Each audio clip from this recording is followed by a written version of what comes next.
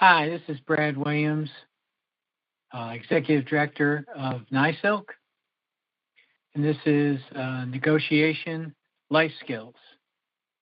The Leadership Development and Civic Engagement Program, LDCEP, is a project of the New York State Independent Living Council, NYSILK.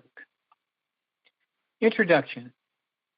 Negotiation is a skill that can be used in life. You can negotiate a lease for a house or a car, compensation for employment, reduce prices for goods, or pursue a system or policy change. What is negotiation? Negotiation is a method used by people to settle differences. It is a process by which compromise or agreement is reached while avoiding argument or dispute. At the same time, it is important to understand how the underlying themes of fairness, seeking mutual benefit, and maintaining a relationship have impact on a successful outcome. Different stages of negotiation. In order to achieve the outcome that you desire or plan. First, definition. You will need to be able to articulate what you want, a goal, for how much, cost, defining a range to negotiate with documentation to back up your position. Your documentation could vary depending on what you seek. It could include a position statement with data, letters of support, a petition, etc. Second, preparation. You then need to identify who the decision maker is related to your negotiation goal. How do you access them? Do you know someone who has an established relationship with this person, the decision maker? If the answer is yes, then have them make an introduction for you. If you aren't able to get an introduction, use the internet and find their contact information. Make a decision about an email request for a face-to-face meeting, a formal letter, or both. Follow up with telephone calls at scheduled interviews until you get a meeting. Always take scrupulous notes each and every time you send a new email or letter. Emails can be built to demonstrate a history of contact. When you talk on the phone, always note the people, date, time, and any result. When a meeting time is finally set, inform the decision maker, the other party, who will be attending from your team. It is always good to have 1 to 3 members negotiating on any issue. Have at least one meeting before the meeting to discuss the roles of each person. Identify the lead negotiator, who introduces your team members and articulates and negotiates the issue. One member knows the data, documentation, and issue in detail. Someone should have personal experience with the issue. Assign who will take notes and confirm what is being said and ultimately agreed to. Third, discussion. At the meeting, follow protocol. Stay in your roles and to message. Negotiate the issue. Individuals from each side listen and react to what is being said. It is important to find out the common ground and to move toward negotiating an agreement toward your goal. If disagreement takes place, you could be making 2 common mistakes: saying too much and not listening to what the other party is saying. If an agreement can't be reached, then one or both parties will naturally shift towards the next step. Fourth, clarification. A need will be expressed for more information to clarify the goal, better understand interests, data, or outcomes. This is an opportunity to take a step back, reach a better understanding about the issue, and find a common ground toward agreement. When needed, failure to use this step will lead to misunderstandings or an impasse. Fifth, negotiate toward a win-win outcome. While not always possible, the lead negotiator and team should focus on the benefits of an agreement where both sides feel they have gained something positive and their points of view have been considered, taken seriously.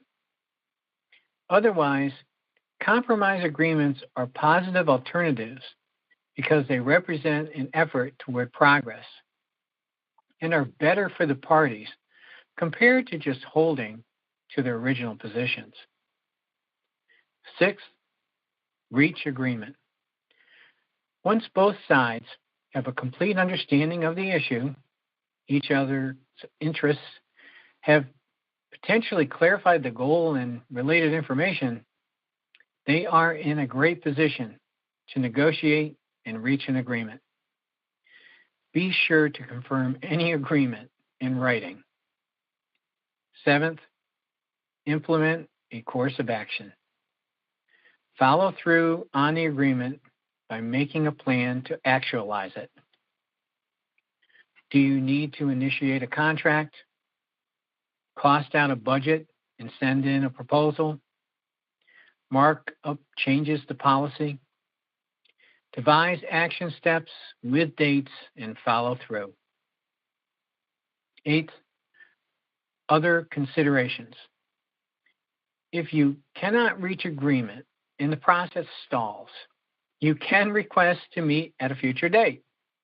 However, you cannot meet and pick up the discussion under the same circumstances. You will get the same result. Introduce new ideas, data, or information.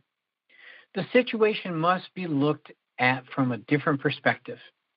Perhaps suggest a new alternative, negotiation goal, and/or introduce additional members to your negotiation team.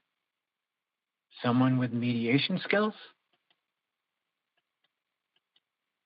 In between formal sessions or stalled talks, decide if there is a need for informal negotiation. Now, this may not always be appropriate. However, there are times when a simple conversation with the other party can kickstart the process and get it going in the right direction. It can sometimes reveal useful information. Understand the importance of interpersonal skills. They are essential for group and one-on-one negotiations. Make a commitment to lifelong learning and work on these important skills: effective communication, listening, rapport building, problem solving, decision making, assertiveness, and dealing with difficult situations. Negotiation. Actual experience. We're going to apply a situation here.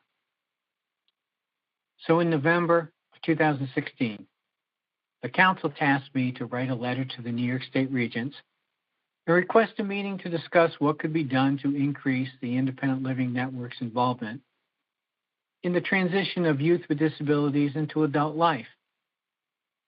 I wrote the letter following the steps identified under definition of the issue and the early part of preparation that we talked about earlier.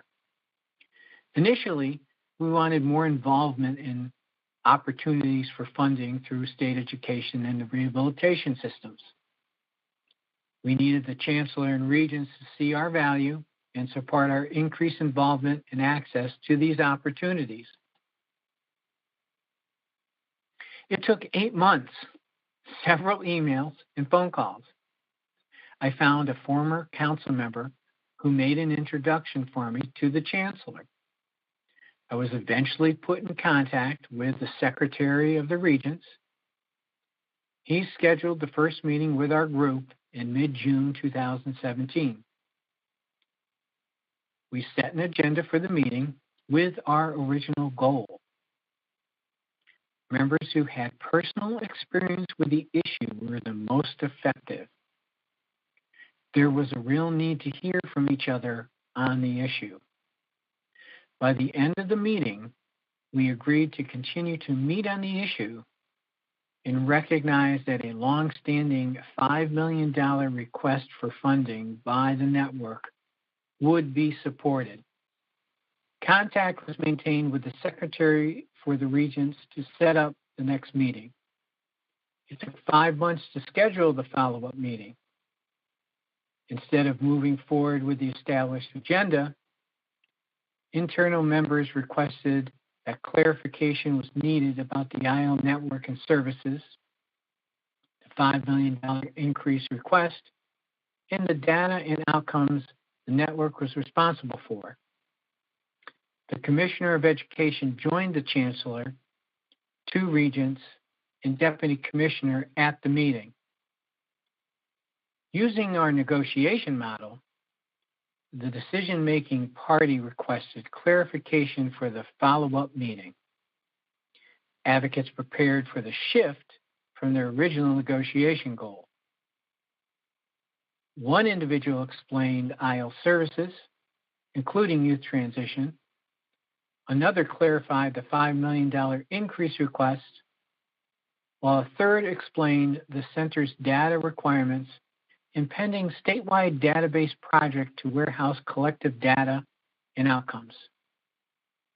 Both sides then negotiated support for the $5 million request, noting that a specified amount would be used for the cost of living adjustment, COLA, for the network, with the remainder earmarked for the competitive youth transition proposals for the IO network based on 2 successful models.